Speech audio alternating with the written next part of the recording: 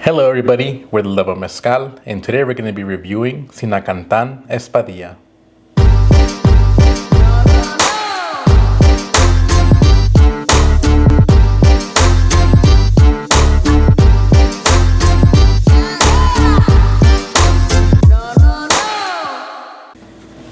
If you're not familiar with the brand Zinacantan, it is woman-owned and woman-produced, coming from the state of Puebla. Espadilla is what they call angustifolia, also called espadin in the state of Oaxaca. And there may be some variations between the species. Of course, in the different regions, the agave can change according to the environment. So that'd probably be a good question that we should ask Diana. Yes. The variations. So the maestra for the brand is Fabiola Torres Monfil, and she is making this mezcal in San Diego, La Mesa, Tochimilcingo in Puebla. So for this mezcal, the maguey is cooked in a conical earthen oven. It is crushed by a mechanical mill. It is fermented in pine wood vats with well water, and it's just ambient yeast from there. It is distilled one time in a copper still. The ABV is 45.1%. It was produced in April of 2022. The batch size is 330 liters, and we have bottle 228. Smell? Smell.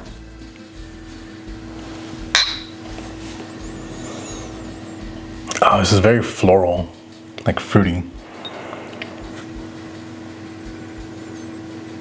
It does smell, it kind of reminds me of like jasmine tea. Jasmine green tea. Yeah, I can see that. There's something almost candied to it too, but then there's, like, you can smell like the cooked agave. It's like a little roast note in the back.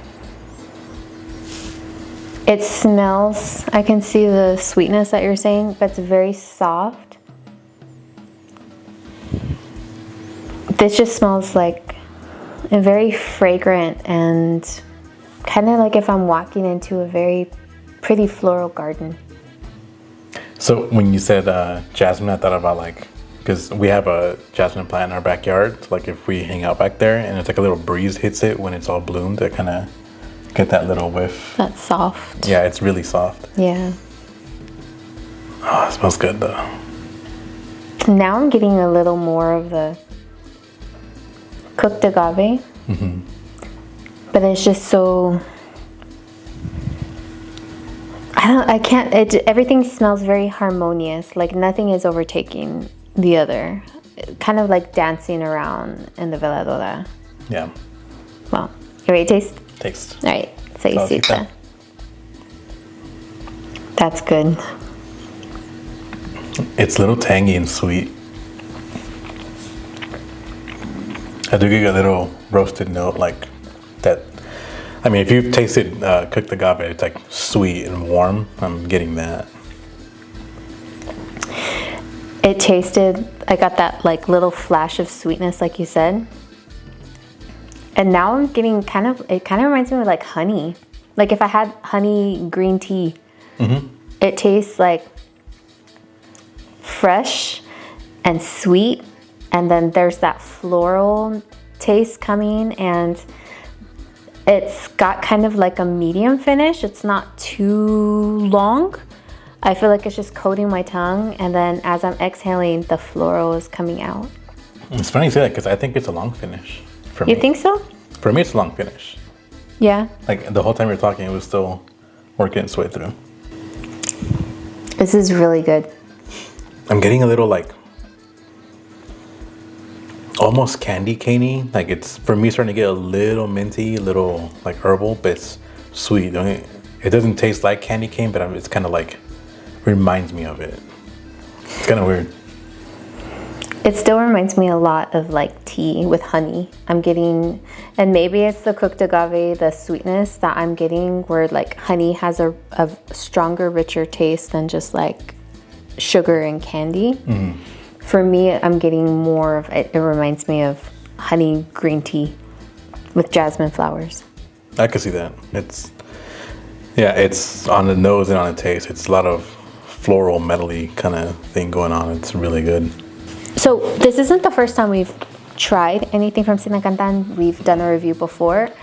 But I'm trying to remember, I think the very first time we tried Zinacantan was at Agave Heritage Festival, if I remember right. Because I don't think we got to try it before that, unless I'm mistaken. So yeah, we tried it at LAX tasting, but it was a few years ago. Oh, yeah. And no clue what it was, because it was years ago. Yeah. But for sure, I remember us tasting at the Agave Heritage Festival, and Diana was there. That was the very first time we got to meet her. Yeah. And I think we tried the Papalomeo in Cuero, the black label. Yes. There, yeah. But I don't think we got to try this one there. Maybe not. Yeah, it's hard to keep track. So we've seen her at 3 different tastings: Agave Heritage and Mezcal por Siempre last year, and Mezcal por Siempre again this year. Yeah. And everything that we've tried, we've really enjoyed. But I don't think we tried the Espadilla by itself. I think this one we actually bought blind. Yeah, probably. To be determined, but... Right. If we did try it, we don't remember it. So, for all intents and purposes, this is a blind tasting. Yes. Yeah. So like I said earlier, this is a single distillation spirit.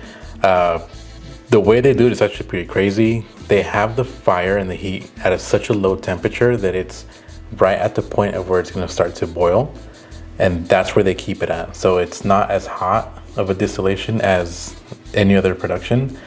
And something about that and in that region, it just is able to distill and hit that ABV that they want to hit.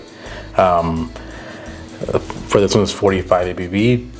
Talking to other people, 45 on a single distillation without a refrescadera is not really known outside of Raicilla. So for it to come from Puebla, it's a pretty unique thing as far as what's out in the market.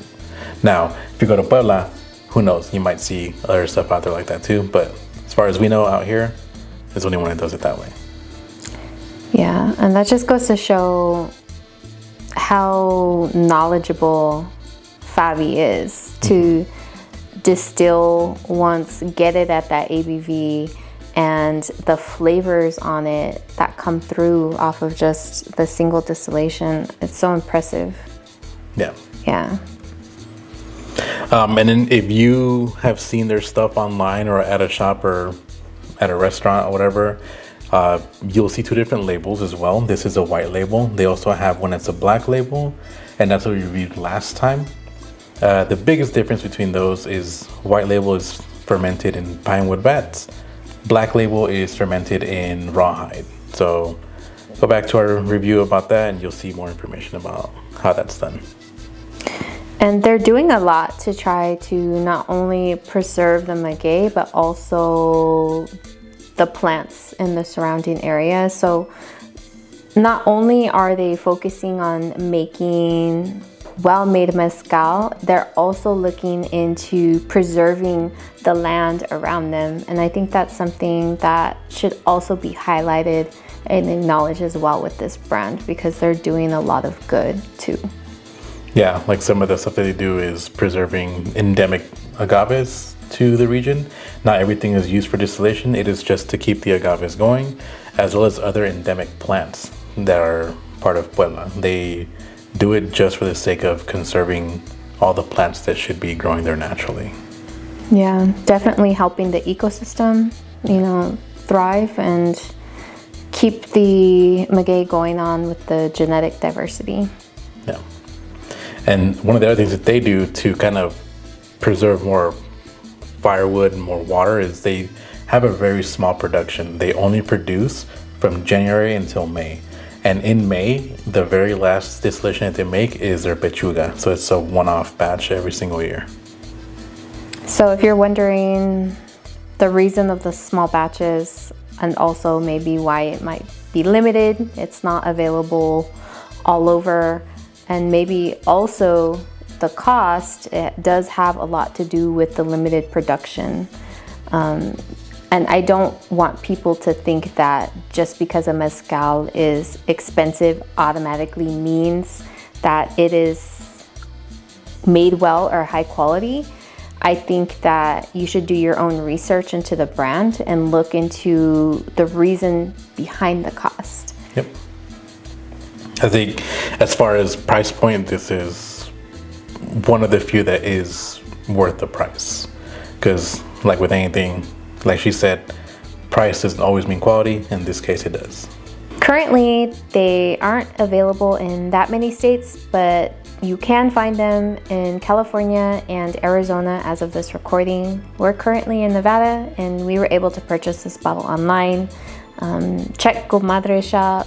I think we also bought it on K&L. K&L Wine. Yeah, so go online and see if you would like to purchase it for yourself. Or if not, follow their Instagram. They might be able to help you out. Or they might be at a tasting where you can taste it yourself. Yep. If you do see it, please try it. It's really good stuff. Also, if you happen to run into them at a tasting and meet Diana, she might just have some of these really cool stickers. I think they are phenomenal. So much detail. They really focus on bats because they are pollinators for agave. And this one's really detailed and kind of iridescent.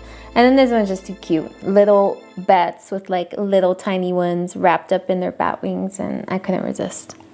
I haven't picked out exactly where I'm going to put these at because they're just so cute. We could just keep them like that and move them around. That's true. Because they're bats, they move around. Well, thank you for taking a sip with us. Saludcita.